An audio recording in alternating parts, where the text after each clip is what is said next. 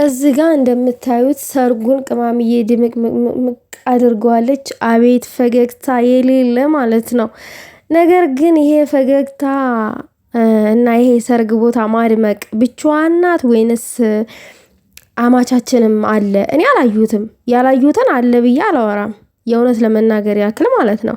ግን ቅማምዬ የሁሉ ድምቀት እንደሆነች በዚህ ቪዲዮ መረዳት ትችላላችሁ። ፈገግታዋ ምናምን የኔ ትንሽዬ እንዲ ድንቡሽቡሽ ያለች ድንቡሽቡሽዬ። ሰላም ውዶቼ እንዴት ናችሁ? ሰላም ናችሁ ወይ? ሰላማችሁ ይብዛልኝ በያላችሁበት። ብቻ ይሄንን ቪዲዮ አይቼ ደስ ብሎኛል። ብሩኬና ሀይሚ እንዳልተጣሉ እየተደረገ ያለው ድራማ እንደሆነ ነው የተረዳሁት።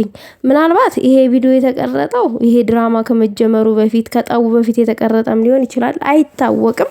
ነገር ግን ደግሞ ያም ሆነ ይህ ብሩኬና ሀይሚ ምን ጊዜም እንደማይለያዩ ነው የተረዳሁት። እንግዲህ ይሄ በጓደኞቻቸው ሽምግልና ላይ የተቀረጠ ቪዲዮ ነው።